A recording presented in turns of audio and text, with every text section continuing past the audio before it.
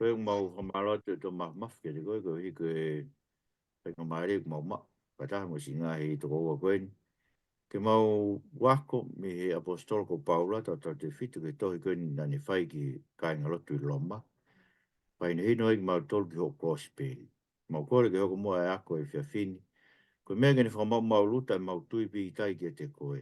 Mau mau e whakatonu hia. E mau ngahi ang halawa, mau nofo e me amanaki. Koe langi ia koe kara noa kia e kaunga ea me a Fiona Price. Ka mau nofo e lau maari o ai ke mate. E ngai koe ko tō peo e mau mui kakanu. E si surprise ko mau whama ui. Amen. Koe, tau kamatan tau toanke ne ngai tohi, ai ko loma he ahan, tau pokatiu ka hau ke tonga tohi ki korinto. Ka koe ngai mea pēte tau fōwai he, koe tau ngai whehu, i e toki whai pe ia he, mai sake tau toki hau sio ke ka hau, ka koe so atu tau ngai whehu i ke rak sio ki ai. Koe, pena e whai mei whe tohi loma, pa fuafua ke tau whe na e whai ai tohi. Ko hai nai ave tohi ki loma, koe hae kaweinga e tohi, koe hae ngai taumu e tohi loma, koe hae tatafe e tāno e tohi loma. Io sai ka bau ke maho telefoni pa ke whai tai pe koe, pe uveu i bege ke whanongo, koe tokoni pe uveu iho whanongo, pe kai ngata e tokoni ia ki he tau hau koe hui ka hau, tau kamata ake ki isivi ko ia, koe hui ke ai pe hau ki whaing maari e rotonga wike, koe toi ki isio pe ke tau, tala noa koe ni tau le soni koe, eh? Mau be ia, koe ngai whe hui pe, eh? Mau wea hataha whe mau ke toi ki tukuat pe ka ne tohi. Sai be te koe ngai konga la lahi pena e tau le soni o aho, eh? Sai, te tau kamata, eh? Pe tau nai whai e tohi, wa fuafua ke tau nima fitu kāsa. Na tēnā tau lawe ko si ke historia wa hewa maari e pe alo yo sisu, ki he kuonga kāma, pe koe kuonga muaia, time before Christ, pe moe kuonga kāsa, pe koe time o sisu, pe koe tau o sisu, koe hui kei mo ui pe sisu e ahon tau ene wafu wa wha, tau pe ene hono alo ia, pe kia pe atoe tu. Tau lau ai pe hono tau.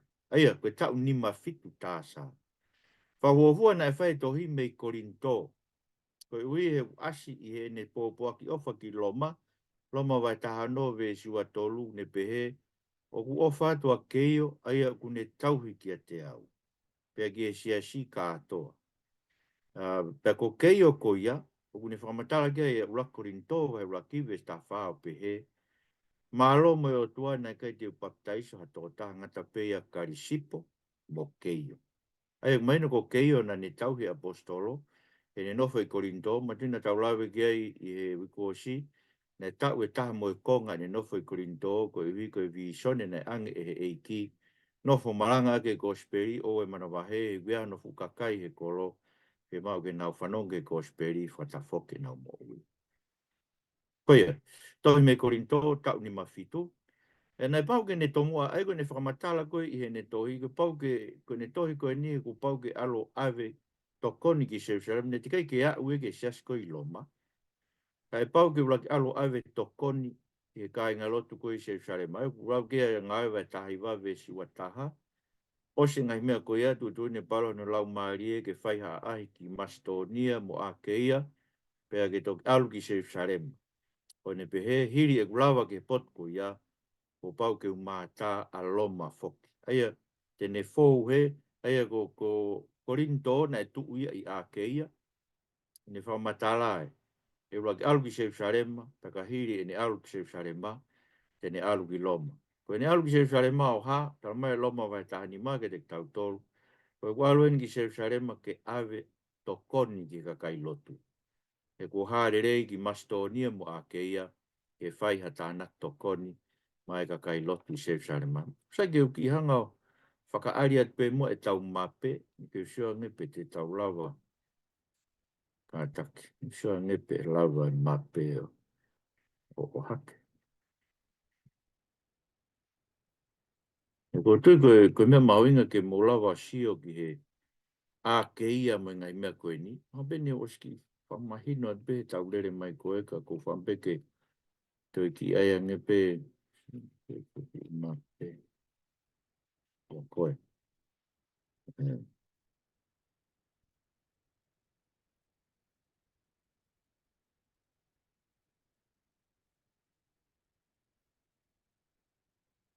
Ha mola bo show mai ke mape koe ni, eh? Koe, koe ngai whanua nei whanonga roa paula. Te whaatalahi pe. Ke mola wa sio ke. Aia, mo soko a keia, shoki a keia karisi. Karisi tu a keia. I lalo e karisi ko korinto mo a tenis. Koe ngo siasia kui ai mo sen kerea. Sen treae. Koe ngai siasia, umaini ka te tautu ngai siasia a keia. Mastonia rewa i olu ngai, vai whanua ko Mastonia. Tau ilo koe siasi e tolu nei foto e Paulai ko Filipai, Thessalonica, mo Perea. Ngai siasi au ia. Papa te tau krosi mea ki ta whakoe ko Efeso e na ta whakoe. Mati kala ko sio ki e tua Efeses. Ko Misia, kai foke alo Paulo kai. Karetia ko fuwa whanua lahia. Pea alui foi ki lalo ki he ki Siria tua Antioke. Siasi koe na whekau mea Paula. Pea mo pane pasa e na ulak whanonga whamisnare. Pea mo Jerusalema.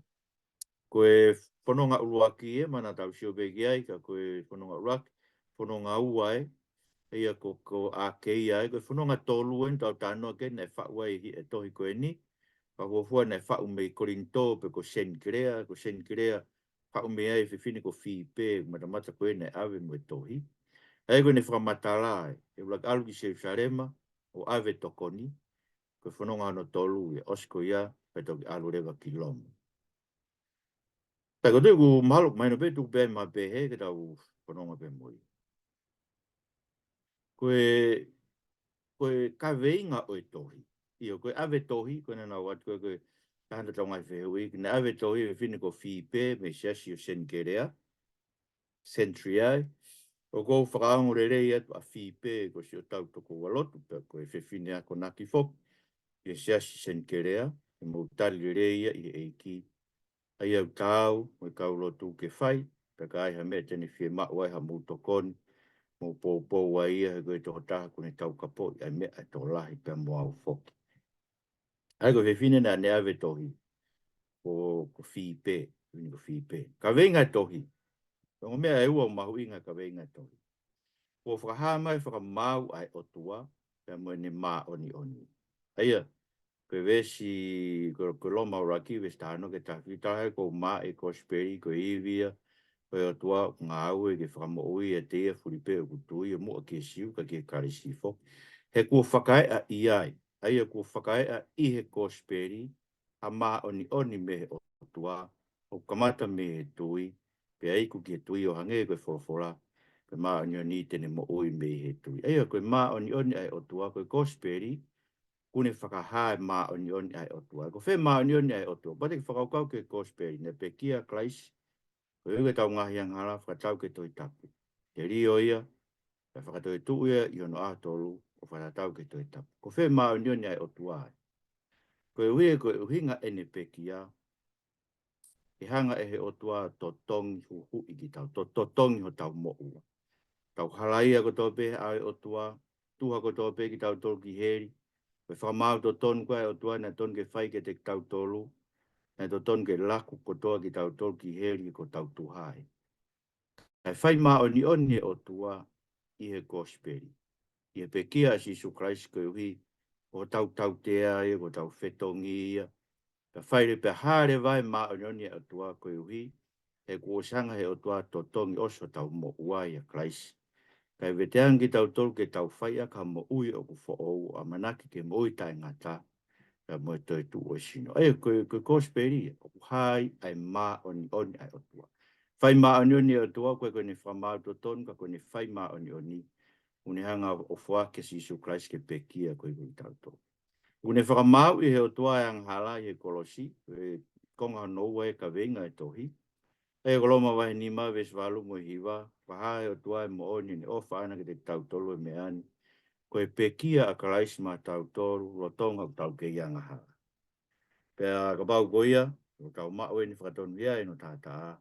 Wa noa tau whamui ka whai e te ia me hou hou. Ei koe, mea mahoinga video ki wharonga, koe nega ke tari o tua ke tau lotu mo oni pe tau wesiriana ke tau ta foki ke te ne lo tonga pe tau ke yang hala ko mo oni e ofa tua ke te tau to lo tonga pe tau ke yang hala ofa tua ke te tau to wa ke no alo aia ne hanga whaka mau e ang hala i he kolosi ko hi ka lava ke tau ma weni whakatonu hia i ono taata hio ko e whakatonu hia ko tau mau ko ke mau i ha tau ngau mau i he taata o kalaisi ko i he ko e makatu unga i ho tau whakatonu hia pea ko hui ka tau mai whakatonu hia ko ia ko tau amanaki mo ui me ho hawe o tua o tuunuku mai a ko e a whakamau o hawe o tua o tuunuku mai ke te tau tolu o tau silo pau e tau tau sika mena lau ke whakapapau i ahon te ke hao me whakamau e o tua i ho o mate ko e hui e ku whakatonu hia i koe taata o kalaisi ko taata o kalaisi makatu unga e tau ilo pau o ko tau tolo he vani mo ui taingata Pampe o ke lawa i loi pau ko whamo ui, ko he wawe ke kau whai whekau, pe sia si, u whaloloma ka teo tānou mana o tolu ke nau ilo e na tōna o whakamo ui. Tau kau behe e si whe whanga sipi, ka pau koe ke ilo e taki e mo ui, koe taki e kui tena whakatou tolo wa peki he. Ko whamau ka wako ko toa pe i en ke ilo pau, ka pa e ke ta taka, pa te ke mate anai ke ilo te ke alu ki he vani. Ton ke lawa tari i o ki ai. Ka koe hui ko hao le lei ro hao maa oni oni. Ka koe ui koe taa o e ko si sukraisi ko whakama ni e tau ngahi anga hala ko toa pe. Ngau hegi tau tolu koe ka kai tāu mo he vani, me mo i tai ngata. Aia, koe ka venga e tohi, hama e whamau e maa ni o toa i kosperi, o tonga pe tau kei anga hala pe kia kraisi. O kau mao ene whakatonu hia ai, i kolosio kraisi, te tau hao me ene whakamau. Ko tau mo rewa tohi mono pui tua, o koe ngahi mea lalahi e whā. Ko tau mo ai e tohi, pambe ke hanga puke ia, ke ma upe taha e ngai tau mo. Ko tau mo ruaki, e tohi upe hen. Ke whakahai, ai kotoa e ako naki na whai ake e paula, e ngahi siasi. Ea, koe ne lau en koe, ne kamatanga pe ne tohi, we si wahi ruaki, we sta whaame tani. Ma ko tata mo ua, i e karismo, e paperiane, whakatau osi. I a tamai me tai a tamai bene pehe, koe anga rewa o hoku loto o ku ke malanga ke kosperi ke te ki mou tolu foki ai ka kai o loma. Aia, kone whaka amue, ke malanga a koe kosperi e ni une hiki tohi e ne tohi, ko hiki ne malanga a ke kosperi ko ia. Ka neo ngoia ko hangpa whakatu he, nei kai ke kau ko toa he ni ngahi ako nak ko toa pea apostolo, he koe ke ha ne whakaino hino ana i e tohi loma ke ne toi haere a ngā ua mai e ko si sukraisi, ange koe te tau mau ka tau au ke tohi a Thessalonica, a roki mo ua Thessalonica. Te roki tau mua e, koe ne whaami ke whahai, ai kosperi ni malanga aki, ki e whainasi ai kakai i e siasi o loma. Neo ngane te kai ke nau whetau laki, mai kai ngalot. Ono ua, nei mo ngahi whehui, ngahi whehui na tokanga ke e siasi. Ange koe ni. E lawa nai ke whakatonuia i hatahe whaitalango fua ke lao, toko tari a paula, e vai tolu ve sta iwa mo e wanoa o pe pe ko en tau lau ilo ilonga whakamatala e lao ko e whaipe ki ka kai kau ki lao ko e whai ke tā puni e ngut ko toa pe pe ke hoko o halai e ke o toa māman ka toa ko ia ko mea ke ngai ngau e whakalao tu umola e ka kanu ko toa pe i ono au o i kai hana whakatonu hia me iai e ko mea u fau me he lao ko e whailo ang hala pe ko hora tonu e tau eiki Musa ke koe lao e koe ke lao e whakatonu hia i tau tolu koe lao kune whakahala ia i ki tau tolu. E wanga e lao ta ofi ki tau tolu me angahala. Oua te ke kai haa, oua te ke loi, oua te ke manu manu. Ai o kuhange sio mai lao ia ka koe ho manu manu pane pe. Tuku ia. Ai kune hanga he ne whekau koe whai ai oua e manu manu. O ne whaka ilo koe ai o tua koe tangata manu manu koe moa. Tia? E koe mea koe ke lawa e ke whakamuui ki tau tolu e whai ke lao. Koe koe mea e lao ia koe whaka ilo pe o e angahanga. Taha ngai mea koe mea noa na nau tokange, porque hae tau lau ke e palahami koe tamai ai siu mo sentaire, e whakatonuhia i he tui koe, na e pehe e kau siu ia. E whakatonuhia ia e palahami he tui, ka na tu whakatonuhia ia o si kamu. E koe na uinga fo ke pau ke kamu e kau kristiani ko toa pe, koe kai tot lawa ke tau pehe o whakatonuhia i nau toi tui kia kai. O vere e paula te nau tau, no ma vai wha, seuke. Ka pau ne whakatonuhia e palahami mene ngā we, Ka kia ha ne mea ke pore ai. Ka tala he ai kia ha ne mea pehe ke whai ke otua. E koe hae lau e tohi tapu a eni. Pena e tuia e parahame ke he otua. Pena e lau ia ma ne ma oni oni. Eia, ne kai ke pehe ia ke toi aha ngā aue e parahame na e whai ke tupa ne whakatonu ia. Ne whakatonu ia pe e parahame koe koe siu, lo tonga o te kai ke kamu. Koe mea tā tāpehe ne tui pia koia. E pehebe mo kau sentaire i ahoni kai toi whi maa uia ke nau hoko koe kau siu. Kai tau whakatonu ia. Whakatonu ia ko tau beki tau tolu. Koe tau tolu koe whanau ko tau bea e parahame koe tau tamaia i e tui. Koe he ne whakatonu ia pe mo ia.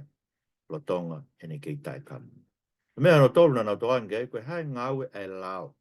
E ne whekawak mo ia ngahala. Ma tūna kau bea i nei koe lao koe kinto e lawa ia ke kin lawa ke whātau whakamoui. Pahara wani whekawak e lao mo ia ngahala. Tau kako matala paula ia loma vai fitu pe siwa ta ta ma winga pe. Na be pa pe ne ha taimina te mo ui pe kita mama ala. Kai he au mai ai whekau ne ake mo ui a ngahala ka te mate ki. Pe au ilo ai whekau nei tūtuni koe mo ui anga ta koe mate anga. Hono ui ngā. We anga halana ne tūnga naki aki. O ne ngā wea ai whekau e kākā ia mo whai aka tā matei. Popora tonu e tau otua. Sio koe uhinga paula na e pehe. Koe hui nofo e anga halai e tau mo ui. Koe men kou tae malawa i koe ke hanga he lao o whakatonu hia ki tau tolu pe whakamaa ni ki tau. Taimi kou pehe mai lao e ako whi whatatani ngā ke paula. O te ke manu manu. Ala ture vai anga halai me o kakano puke i fo i whekau koia. E koe tāna na paula. Hangarewa e he lao ia o toki whakatupua e fie manu manu. Aia, we paula koe taimi kou toa pe toki o mai e whekau. O kune whakatupu e whekau ia te tau tolu e fie talanga taa ki e whekau. Hei kono hinga koe ke lawa e tau mui tau tolu ririu i he whekau i ki tau tolu ke whai hame. Si, ko pa ke ririu e tau mui tau tolu ia koe uhi ne o whai ki tau tolu e kalaisi. O mana e lau pe he lau whekau e ke ririu tau tolu ne kai tue hao kalaisi ia. O peki. Ka kumahino koe ngāwe e lau. Koe ne whekau ake e lau me angahala. Koe angahala ko unofo i oto unofo e angahala tau kano mate koe ni. O kakano. Kano mate koe o moa. Pa koe ne hau pe koe e lau. Rerei pe lau. Hau e fui lau ia. Hanga he angahala ia puke fui lau. O whakatupu ake fie whai angahala he tau moa. Ai ko kui koe pe paula e loma vai he fitu pe. Taimi ko tō pe ko ilo kata mai o kuia lau ai o tua ko fie tau hiau ki ai. Ka tolo tui ma o mai pe fie whai ko vi ia. E taimi ko tō pe. Ko hui he koe ngāue. Ko hui tau kei nofo i o tau kakano. Ai anga hala. Koe palo pare mai a. O tai malawa i ke lau. Ke ne whai ha tau whakamo ui. E taimi ko tō pe tau whanongo ai ke lau. Lau whekau a tau.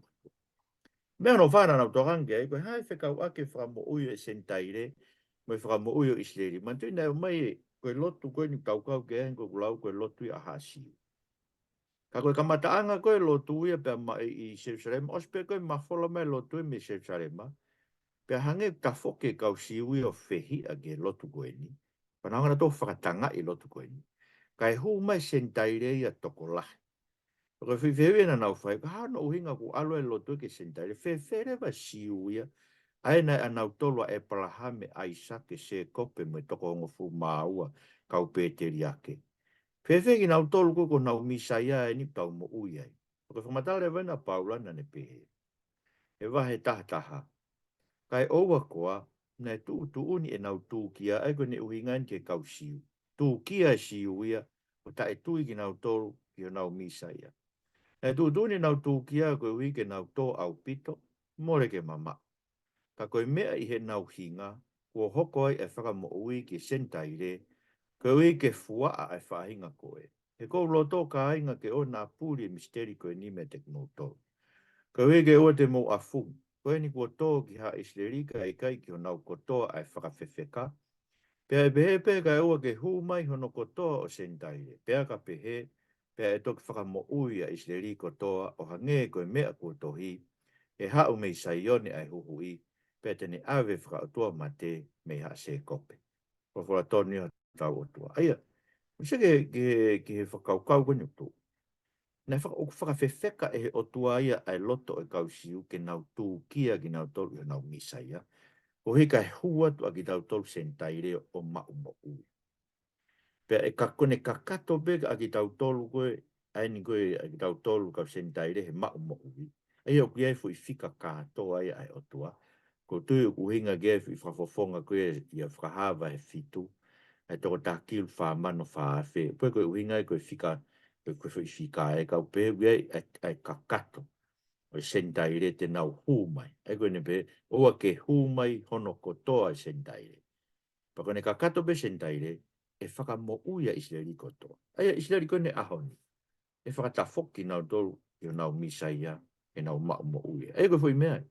O whakawhewheka whakakonga be, lao paula, aha Israeli, koe ui e ko paula en mwen ihi kausiu, na nau tafoki nau tolu, ke lot whakakosperi, pe nā moe ahoni, pe penga i sias whakaristiane Israeli, pe kausiu, ko nau tafoki, ke nau misaia kai Yeshua. Kau tau amanake ia e aho, e tafoki kotoa Israeli, pa te nau hanga ko nau eiki, ai ure ke si sui a luke vai tātolu pa te nau pehe, ha monu ia ka koia kua hoko mai e wafa o eiki. Ko me whaosi na tokange kau Kristiane e koe lo mai na kuhanga e baula o whamatala e ne tohi, pe ke i tau he Kristiani e whataptapui e mea kai e whakamuto, ma tui tapu e kai puaka me ngai mea koia. Ko ngare baula whamatala e loma tā whaapa ne pehe. O a pe te ke holoki ai ngāwe o tua koe hui pe ko ha mea kai. O ngofua e mea kotoa pe. Ai kone ngofua e kai pua kai me mea kotoa pe. Ka, o ku kovi pe ke tangata kune kai mo tūkia. Kono le rei, ke uana ke kai kakano pe inu waine, pe koe hafua ha mea u tūkia ai ho toko ua. O tonu e tau atua. E a kone uhinga, o seke mea mauinga koe ia. Ka pau te ke kai e koe i ho ilo me i puaka ka kusi tūkia ha toko ua siu. Sain ke tuku ho kai puaka, kone uhinga ai. Koe uhi, ko ofa ki o toko ua siu. E koe kai mea kovi ho kai ho tai kai. Ka koe inga ke o te ke holoki ngā aue ai o tua. Koe ngā aue o tua ni langa hake si kau siu koe. Ai o trawe mo inu waini. No inga koe ke ton ke tau inu waini ai. Nai whetu whapure anga, kau whaiwhekau. Tolu koe ni kau ngai sesma do tis whapahalangi. Koe ui e hoko e koe tūkia ke te nau tolu koe ko nau paropare mai waini. Sia? O inu au ho ilo i sai pe me koto, kungo fua me koto pe. Kau si tūkia e toko tahaya koe koe paropare malahi ke teo ne pe. O, so koe whaiwhekau e nā koe inu inu pe ia. Kau sai pe inu inu. So ke hanga ki ta holoki.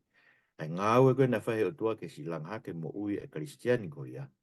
Ake te pehe te hanga whamamafa e te taua taina. Koia, koe ngai mea ena e koe ko ngai a ngai mea koe tāri e ngai whiu ina nau tokangi ai.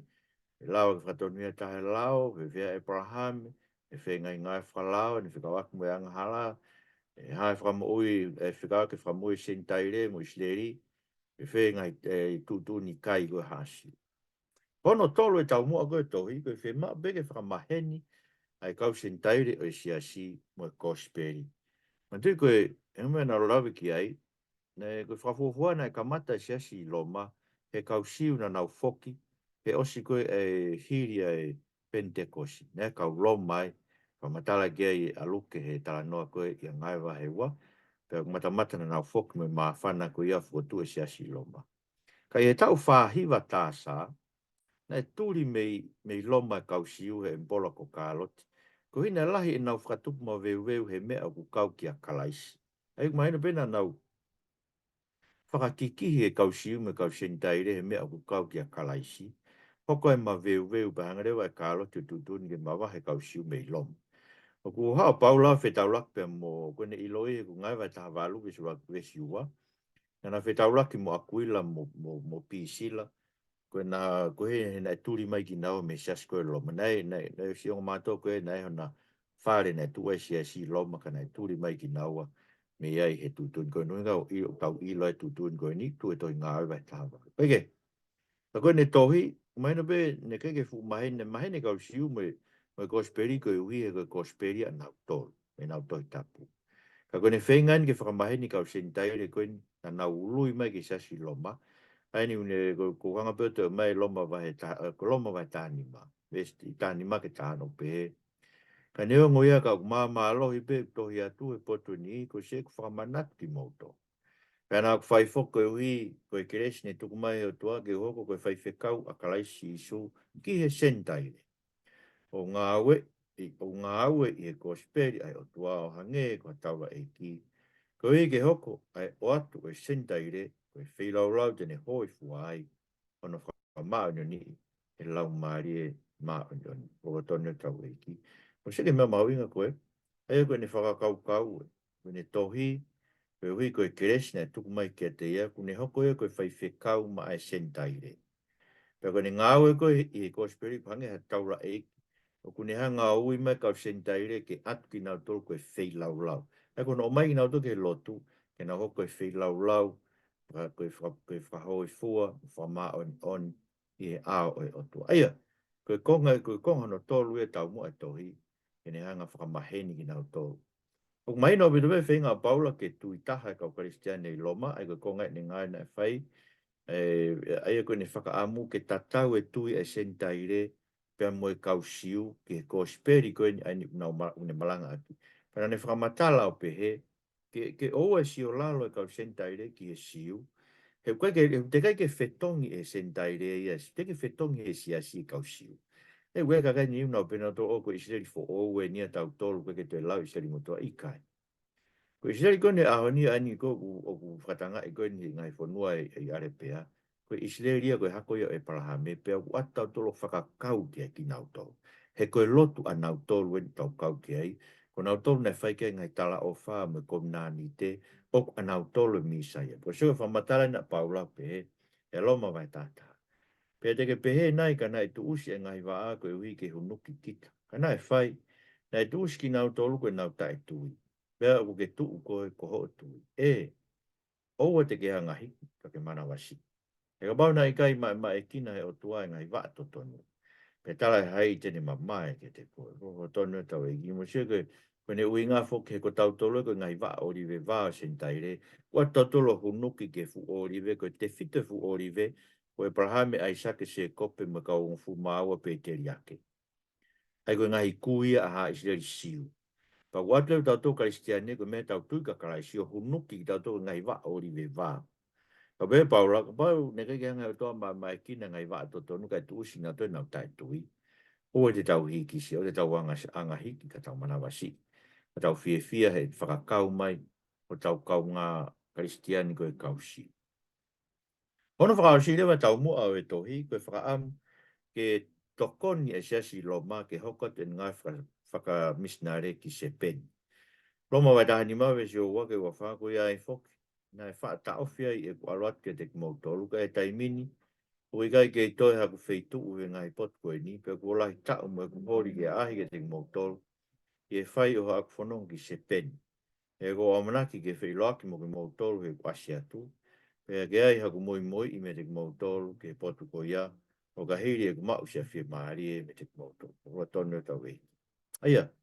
Koe ne whakaamui, koe ne tohi, o osi ngai whetu ea koe na ne whai ne ngā we, whaamui ke whanong ki se peni, mna ke fōua tuhena, mawai me han tokoni me sesko i loma, koe uhi ke nauhanga moi moi ia he ne alu ki se peni.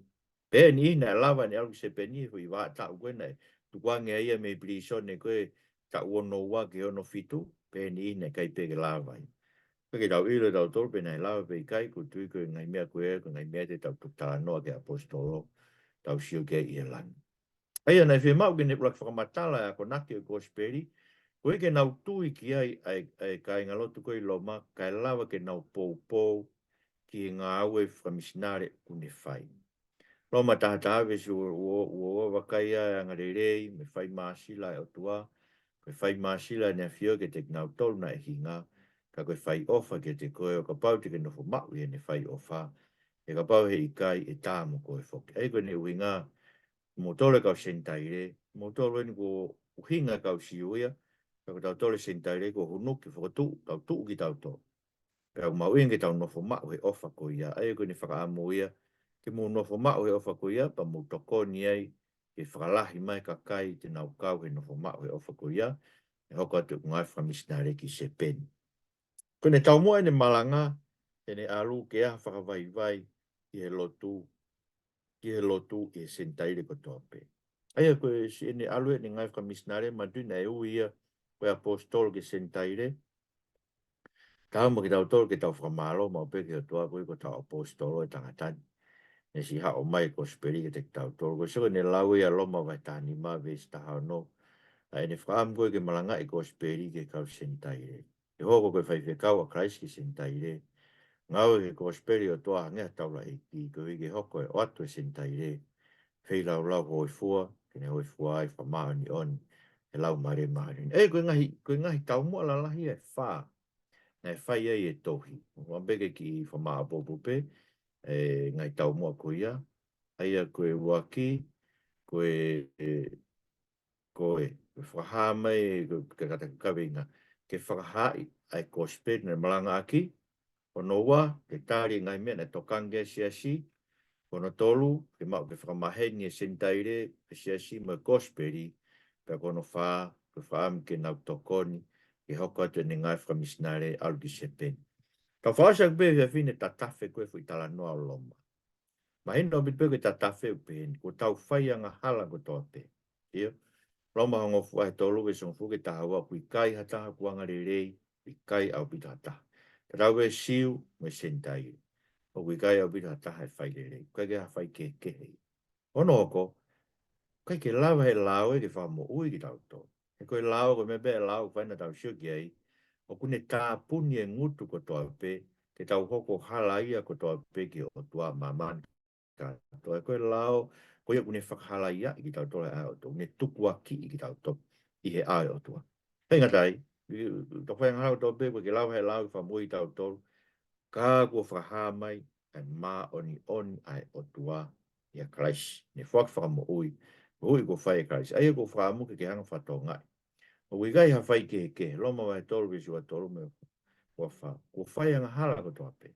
Pea ui gai te nau au sia hoi fua e tua, ka nau mau whaki pe, ai whato mia. Ka ingo whamu ke ilo i mau whaki pe, koe koe ke ngā we, koe koe ka tau lakanga whakalot, koe koe ka tau maa oni on, mora ke mama. O whaki pe o tua pa tau wala to tari ne whaki he tau tui. Ono inga e katonu hia o mau he tau tui. Tau mau whaki pe koe mea ofa pe o tua. Ko tau whamo ui ko ka tau ngā aue. Koe mea ofa pe. Ko lai hangi ho nofo wharala he o ngā aue. E kai pete ke hau sia e koe i lo pau ko mau o katonu hia. Ka e o ko ke sio ki a kalaisi. Ke sio ke fui ngāwina ne whai. Pa ke tari fui ngāwina ne whai ko whakatonu hia no tātaa. Pete ke mau lewa i lo pau. Ko more ho ngāia. Oia, a whai ngāra tō pe, wei lau he lau, whahamai maareni o tō, tau mau whuaki pe. Te aku tau kamata re vai ni e kuonga o gui, koe kuonga e kakai hu kua hu hui. Koe ui, ne whakalaka o tuai ngai ang hala ko tō pe, ne whai i mua e kuonga whakau mo tua.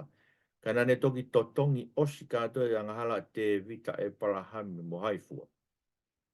I ta ta o e ko Sisu Christ. Aia, ko kanseri ko tō ngai ang hala la ngai mua, ngai hala kuonga mua, ka kamata ni hako nga fo o e kuonga tau nofo he hui ma o fuaki pe ko mea i he toto ni hui whakatonia i a Christ. Ko tumaki o plan whama ui o tumaki whai ke te tau tolu ko pekia a Christ. Ko tau ngahi hangarom vai whawe siwanima. E tukuange ia ke pekia ko hiko tau ngahi whai hala. Pea na e whakotu uia ko uhi o tau whakatonia. Sia? Tau nofo e kuonga he hui. Ko tumuaki o plani a tua kuonga ko tau iai. Pe kia Christ ko tau ngai whai hala, pa toi tu ue o tau whakatonu. O tau whakatonu hia, maka tu ngā ata pe i he tu. Te ke lau koe e vai wha. I lo ngā tau kai ke ngā ue, ka aku ne tui whalala ke te o whakatonu hia whakatua mate. O ku lau ai tui a ana, ma ne maunga. Si koe ke ngā ue, pe tau tui pe, tau tui whalala pe ki paromesma e tua tene whakatonu hia ki tau tolu whakatua mate ta ata o Christ. Nā rewa e Paula o whakatata a ke whakamari e te vita tangata ulau maa o nioni kia Jehova. Sa me tolua, ene pehe. Munu ia ka koe kakai whamure more nau tarangata a pe o whiwhi na wangara. Munu ia ka koe tangata aia hei kaisi i lau kia he eiki a hia. Ei peke hane ngā ue whai. Koe koe pehe munu ia ka koe e nau ngāe whakalotu koe whamure more nau tarangata a ikai. Munu ia ka koe kakai o whamure more nau tarangata a. Nau ngahi anga. Sio. Kai ke kaua halau e ka nau ngā. Eia, ko tau whakatonu ia, makatua ngā tā pe ia, e tui. Pea, ko mea tau whakatonu ia, tau amanaki ai ki langi ia. Roi ka paula loma vai valu, tau kaunga ea mo Christ, wa paua tau kaunga mamahi mo ia, e tau kaunga hake a ki i foki. E ko ki tau tolu ke whanau e o tua, whakamooni lau maari e maari ni tau lau maari e ko lau ke hini. Tala he lau maari e ki tau lau maari e, ko mooni pe. Ko tau whakamaa ku whai tata. E ko me he tau kaunga ea mo Christ, tau kaunga mamahi mo Christ. Koe ke mamahi ngai mamahi e me tau mo ui, ko Christiane, whakamamahi ke te tau tolu e pau ke here u hoi hoi me tau mo ui. Whakamamahi ke te tau tolu e pau ke lau kowi, tau tolu ke tau tu e toi tapu. Tau tu ma oi ko hui ko amanake kau ngā langi ia hake aki. E ko ki tau tolu ko tau ma mo ui ko ia karaisi, tau ma mo ui fo o wai he iwi lau mari maari. Sio? Lomo wai walu ne me stawa ke tau tolu tau mai. Ka pau te mo whai ak e lau maari e o ai ke mate e whainga kovi ai sino te mo mo ui. E ko tau mo ui. Tau mo ko mai ke te tatu lau mari maari o ni o tua, ringi mai ne o whai te tau loto, tau au sia, ofa ai o tua na rotonga pe tau ke yang hala ko pe kia Christ ko ke tau ngahi yang hala ko o whai o tua. Mai ano lau mari mari o ni tuko tau loto ke tau ai ke mate whainga kovi ko tau pe asino. Aia, ko ngā ue aho ko tau pe ka ko Christiani koe, ko ai ke mate ai ngā kovi e kakano i ho mo ui. Ko mea naka, ko mea ke whatau whatau ngai, o kua ni o be o tuai whamoi, o ku whiri e o tuai kakai ke whamo ui, pea whiri e o tuai e kakai ke whakaauha. So e loma vai hi vain. Ne ongo te kai ke whaere i na, ko lawen ka i soa mo se kope. Te ke whaere i na wa, te ke na whai ha mea le rei pe kope. A koe ui ke tū mao e tū tū ni whiri e o tua o o e tū e ngā we, ka i te ia o ku whai ai ui. Ai, na si ui pe o tuai me manawa se kope. Ko ia nei whakahake whewhine ko tau kete, tene tau hea te hina. Ai ko i soa, tene tau hea se kope. Pea ta whewhea, e ta pehe koa, o kia hatai to tonu e o tua o, a ua. E tau kui gai tu unga ke te loto ki ai, pe ke te lere ki ai, ka ke whai alofa. Whai te ria pe o tuai. Ko hai te neui ke mo ui, ko hai hi kai te neui ke mo. Wā whewhe tau ilo whewhe te kau he whiri ai o tua, sio ki a kalaisi. Pako tō tāko ke mo ui a kalaisi, ko whiri ki tau tō ki a kalaisi. Hinga tai, o whakakato e tua ne tala ofa ke whakamo ui o whai ki siu, ma sin tairi whakato sio. Tūtū ni whiri, o whai ki siu, ma sin tairi whakato osi. Ka mai baura ne hoko Christ ko se wā niti o haa kamu, pe ui ko mōni ai o tua. Ke whakamalo ia e o tua e sen taire ko iko ne mesi. Aia ko mena e hoko, hawa Christ o se wā niti ki isi le. Pe ne se wā niti isi le ne tala ngofua ka katoa e wau ke ne pekia i e korosi. Ko tau puhu i. Pe e ne pekia ko ia, o hoko ai e ne pekia, ke whakamo ui ki tau tolu ono ko tau pe sentairi, o mesia o tua ke te tau tolu sentairi. Pea o kuririu e tau mo ui e o ngongore rei ko ia. Ko i ke tau maa oni oni tau, wheo o whani tau, whawai vai ke ngai mawhai pūre. Pea tau ofa ka tau ngai kau ngā api. O mai o ngā potwhawhola e ua koe na, ka ase be loma wa he taha wavis wa kimo e ua. Ko ia ko e nginakia ka inga e funga ngai whai manawa ofa ai o tua. Ke mo atu ngai sino mo tolu koe whei lau lau ke mo ui, ke tap, ke o tua, ke whakahoi fua ke tei. Koe whakaloto e ho mo whai e loto. Ke ona mo tuku ke whakaanga ta tau ki mo tolu ke mama koe ni. Kai tu ke whai e peho mo ririu e whakafo o mo atamai. Ke mo sivio ilo pe koe haifna ngalo e o tua. Ai mea ure rei, mea tene hoi fuai, mea u hao hao. Ua toni o tau eki. Mo sige mea mau inga. Koe atu ho tau sin, koe whaki ka kato ho tau sino, koe whei lau lau ke mo ui ke tap. Ego no inga, koe whaki tau mo ui ka kato, tau sino ka kato. O tau nima, tau vae, o tau mata, tau ngutu, o tau atamai, o tau loto. Ke hoko koe mea ngā aue ai o tua ke mā oni oni. Pea ke oa ke i tu ke whakanga ta tau ki tau to ke māma koe ni, kai whakafo o ho tau atamai. Se ka bai fo o ho tau atamai tau tau. E tau lau pita tō ilo ai mea tō tonu ke whai e tū kunga ko tō pe. Kunga peka ke tau lau wa ilo mea tō tonu ke whai tū kunga ko tō pe kei mo tu a tau tapai. te kai ke whakafo o ia e iwi o karaisi. O whasa pe po trofora koe ni mea roma vai taha tolu. O nai ha mo ua ke ni ngata pe mo ua ke ofa ki ai. E koe au ne ofa ki a taha. O ne o siki ai lao. E koe ngahi rea. O te ke tono whiwhine. O te ke whakapō. O te ke kai ha. O te ke manu manu. Mo e hāfua ha whekau o kutoe. O whālute e wholofolani. E ke ofa ki o kau ngā api o hange ko ofa ki te koe. Tala hei whai e ofa ha koe ki o kau ngā api. Aua. Tala koe ofa. Ke koto o siki ia. Pai lao. O whatonu e tau eiki. E tai peki o. Aia, masiki e. O siki lao e he ofa. Koe ka pate ofa ki a te koe. Kai te tāmate i koe. Kai te whai koe. Ki kaha asa me te koe. Masiki koe. Whalapare malahi o māmani e koe tai ofa. Uringa pe kai haa me mea koe tai ofa. E koe tai whonu ofa e tau me koe fua ia o e tui e tau mo ui. O kune whakawhonu ofa ki tau tō. Koe ke tau ofa ki tau ngai kau ngā api o ngai ke tala noa koe. Ofa ki tau kau ngā api o hange ke tau ofa ki te tau tō. Kau tonu whake ke makatuunga e ofa ko ia. I tau ofa ki tau otua. A ke kotoa tau loto a ta mai, tau lau maari e, mo kotoa tau wiri. Koe ka tau lawa ofa ki tau kau ngā api. Angai koe tau ofa ki te tato. Koe koe ngahi wholofola ia, ko whainui no ia tohi. Koe angai e tatafe e tohi. Whakau ke pe ke tatafe e tohi. Ko mat pe tau whai angala ko toa pe. Tau mao whuaki pe e whakatonu hia. Tau koririwa ki tau tolu whaia. Tau whamanaki lang ia. Tau ai ke mate ngai whinga kowe atua ka tau ilo. Wao niu pe o tua ia e no liu ki tau tolu. He kune whiri e ia e ni kakai. Wao niu o tua.